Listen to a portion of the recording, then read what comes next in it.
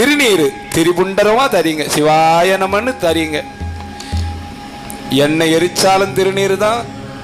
இந்த வஸ்திரம், மேடை, இவர் மிருதங்கம், ஹார்மோனியம் எல்லாமே எரிச்சாலும் திருநீர் தான்.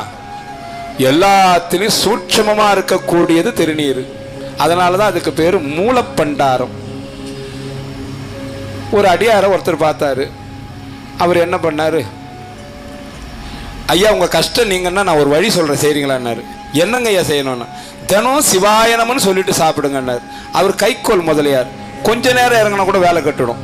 ஆகினால் அவர் என்ன பண்ணாரு, என்னால் இந்த சாமியெல்லாம் கும்பிட்டுன்னு இருக்க முடியாது, வேற என்ன ஐடியா சொல்லுனாரு. சரி தினம் திருநீர் இட்டுட்டு சாப்பிடுவேன். அது கூட என்னால் முடியாது, வருவாங்க அப்படியே தறியிலே நான் சாப்பிட்ருவேன், அதுக்கெல்லாம் எதிர்பார்க்க முடியாது. திருநீர் இட்டவங்களை பார்த்துட்டாவது சாப்பிட்றியா, இது கொஞ்சம் எளிமையா இருக்குது, இது ஒன்றா ஒத்துக்கிறேன்ட்டார் அவர். அப்போ அவர் எதை வச்சு சொன்னார்னா, அவர் வீட்டுக்கு எதிரிலே ஒரு கொயவன் ஒருத்தர் இருக்கிறார், கொசவன். அவர் என்ன பண்ணாரு, அந்த திருநீர் தினம் தரிப்பார் என்ற ஒரு தைரியத்தினால அவரை பார்த்துட்டு நம்ம சாப்பிட்டுக்கலாம்னு ஒத்துக்கிட்டாரு. தினம் இதை பார்த்துட்டு சாப்பிட்டாரு சொன்ன வாக்குக்கு. அன்னைக்கு அவர் மண் எடுக்க போயிட்டார், உழ மண். அட இவனை நம்பி இந்த வார்த்தை விட்டா இவன் எங்கே போனான்னு தெரியல. நம்ம இப்போ பசி எடுக்குது, நான் என்ன பண்ணுறது, பார்த்துட்டு வந்து சாப்பிடணுமேனுட்டு அவன் எங்கே போய்க்கிறான்னு வீட்டில் போய் கேட்டார். அவர் மண் எடுக்க போயிட்டாருன்னா இவர் வேகமாக ஓடுறாரு பசியில், அவனை பார்த்துட்டு வந்து சாப்பிட்லான்ட்டு. அவன் என்ன பண்ணுறான், மண் எடுத்துக்கும் போது வெட்ட வெட்ட ஒரு சத்தம் கேட்குது. என்னன்னு தேடினா புதையல் கிடச்சிக்குது. அடடே யாரும் பார்க்கக்கூடாதுன்னு சந்திரி பண்ணாமல் தூக்குற நேரம் பார்த்து இவன் போய் அங்கே நின்று அவன் முகத்தை மட்டும் பார்த்தான். இவன் என்ன பண்ணா, முகத்தை மட்டும் பார்த்துட்டு பார்த்துட்டேன்னு வந்துட்டான். இவன் எதை பார்த்தான்னு சொல்லலை. வந்தார் இவர், சாப்பாடு நல்லா உட்காந்து சாப்பிட்டு உட்காந்துட்டார் தறியில் எப்போதும் போல். நான் யாரும் பார்க்கலன்னு பார்த்தா இவன் வேற பார்த்துட்டு போயிட்டான்னுட்டு அவன் பார்த்தது முகத்தை, திருநீரிட்ட முகத்தை. அவன் என்ன பண்ணான், வந்து எப்பா நீ யாருக்கிட்டையும் சொல்லாத, இந்த புதையல் வீணா போயிடும், இதில் பாதி உனக்கு தரேன் அப்படின்னு கொடுத்துட்டு போயிட்டான். முகத்தை, திருநீரிட்ட முகத்தை பார்த்ததுக்கே பாதி கிடைச்சா நீங்க இட்டா எவ்வளவு கிடைக்கும்னு யோசிச்சுக்குங்க. சிவாய சிவாய எல்லாம் கிடைக்கும். அதாவது வள்ளலார் ஒரு பாட்டு சொல்லுவார், பாடற்கினிய வாக்களிக்கும், பாலும் சோறும் பரிந்து அளிக்கும், கூடற்கு இனிய நல்ல அடியவர்த்தம் கூட்டத்தை அளிக்கும்.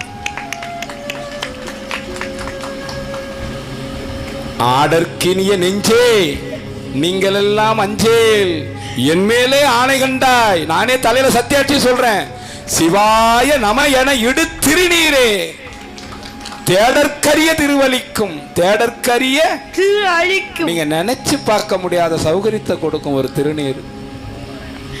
தேடற்கரிய திருவலிக்கும் சிவாய நம என இடு திருநீரேன்னு சொல்லுவார். பட்டணத்தார் சொல்லுவார், ஓர்பிடி நீரும் இல்லாத உடம்பை நம்பும் இந்த அடியேனை இனிமேலாவது நீ ஆளுமேன்னு கேட்பார். ஒரு பிடி சாம்பல் கூட இல்லாத போறது தான் இந்த உடம்பு.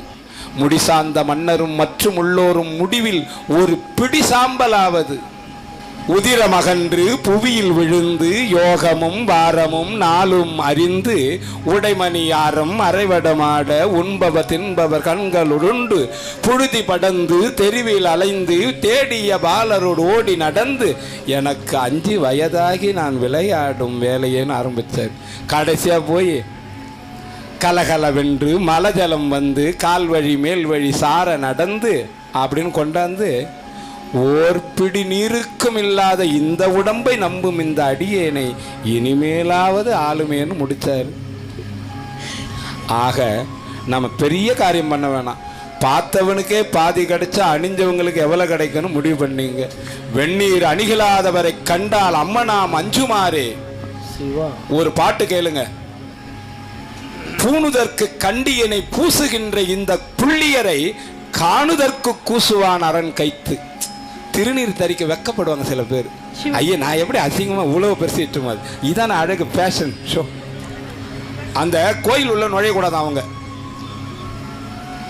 பூசுதற்கு கண்டியினை கூசுகின்ற அந்த புள்ளியர்களை ஈசன் காணுதற்கு கூசுவான். கையை வச்சு மறைச்சுப்பானா, அந்த முண்டத்தை பார்க்க பிடிக்கல எனக்கு. ஆஹா நாம கண்டிப்பா முண்டமாக கூடாது. கோயில் உள்ள நுழையும் போது திருநீரை தரிச்சுக்கிட்டு உள்ள போயிடலாமே. இதுல என்ன பாவம் தோஷம்? சிவாய நம என சிந்தித்து இருப்போர்க்கு அபாயம் ஒரு காலம் கிடையாது.